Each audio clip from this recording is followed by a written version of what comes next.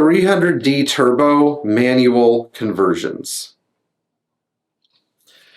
During the era when Mercedes was sending more and more cars to the United States, they never really stopped and asked themselves, how many of our buyers would like to purchase one of these with a manual? And to be fair, the OM617 turbo diesel was never supplied with a manual transmission. In fact, Mercedes almost never put a manual behind a turbo diesel unless it was a 190D 2.5 turbo in Europe or an OM602 turbo diesel in the 300D 2.5 or 250 TD also in Europe. But none of our turbo diesels in the States ever got manuals. So this has led a lot of people to ask the question, can I or should I convert my 123 turbo diesel to a manual transmission?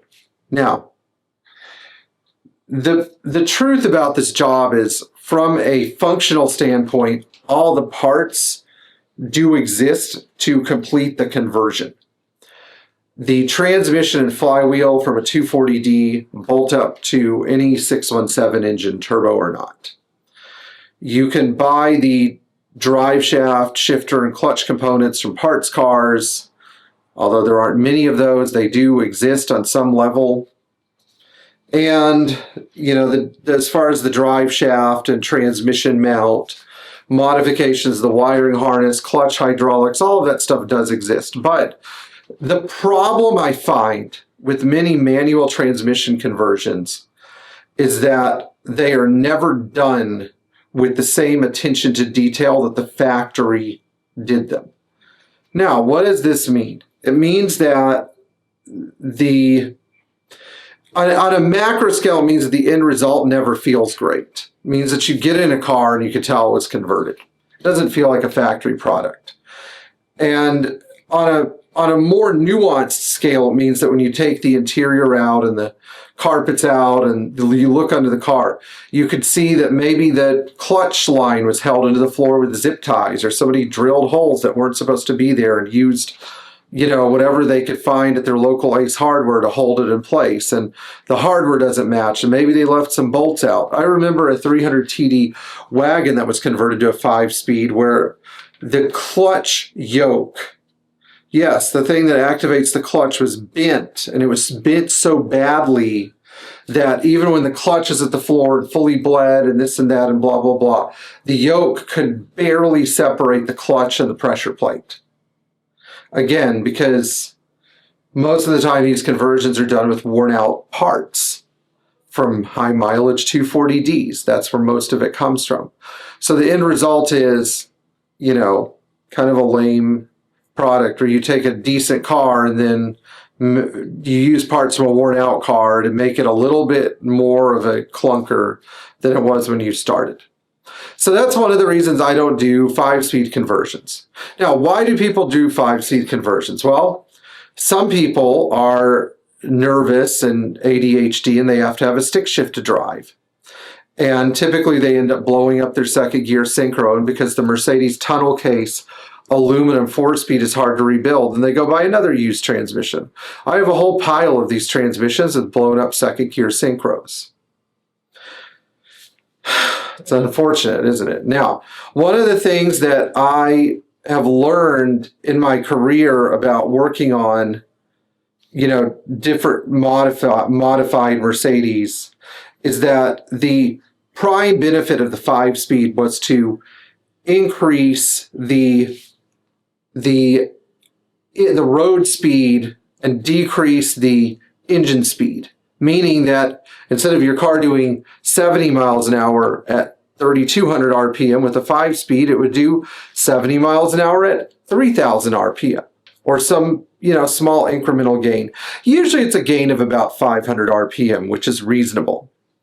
But I also figured something else out. I figured out that most Mercedes have such tall gearing that as long as you calibrate the speedometer properly, and as long as you have, a good idea of what kind of driving environment you're going to be in. For example, if I'm climbing vertical grades all day in Hendersonville, North Carolina, I think I'm going to stick with the 369 rear end in my 240D. But if I have more mild hills to climb, or I live in a flat area, I could probably put a 3.46 rear end in my 240D and get more bang for the buck out of my miles. The nice thing about all of this is that Mercedes made interchangeable rear axles. So I could take a rear axle from a 300D turbo and put it in a 300D non-turbo and get the same effect as I would with a 5-speed. And that makes the car much more user-friendly. This is one of the reasons why I'm so against manual conversions, because I think that the transmission is much harder to change than the rear axle. It's much harder to integrate a manual. And by and large, the majority of people I know who have done 5-speed conversions, that they're not going to, and they don't pay as much attention to detail as the factory did when they were putting it together. And then when you tell them that, they get angry about it and defensive and hostile. And these are the same people that typically lower their cars, and you look underneath and you're like, man, you lowered a car with completely worn out suspension bushings. Or if they did put suspension bushings in, they were Chinese suspension bushings. So essentially what I'm saying is, you guys can't do anything to please me, because you use the same logic when converting a car to a manual.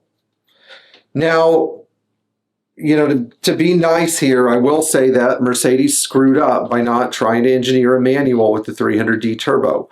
They should have thought about what kind of drivers were actually going to buy the cars, because they weren't all stodgy businessmen in polyester suits who owned some, mom and pop print shop and needed a tax write-off. But during the 1980s, Mercedes was overly focused on having a luxury car image. And Mercedes, if we're not kidding ourselves, Mercedes doesn't fit in the economy car or the luxury car segment. They fit in a different segment, which is sort of the same segment that a well-made tractor would fit into. They fit into the durable goods segment. So you don't buy a Mercedes because of its luxury features. You buy a Mercedes because it does things that other cars can't, like, run for 500,000 miles without needing major engine work, like a 300D turbo, or, have a climate control system that can actually be repaired in a couple hours without having to destroy your whole dashboard.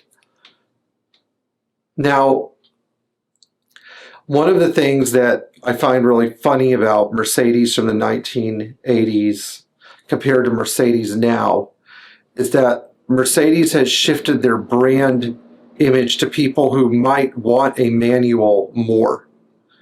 But there really aren't any manuals. So I still think that Mercedes failed to learn any lessons from the 1980s. When they do offer manuals, they undermarket them. Who knows? Okay, everybody. Well, I hope you enjoyed this discussion, if you can call it that, because it is kind of one-sided, about manual transmission conversions on Mercedes 123 series and 126 series cars. I'll see you guys in the next video, and in the meantime, if you have anything mean to say at me, please make sure that you leave it in the comment section, because I really enjoy reading those. Thanks.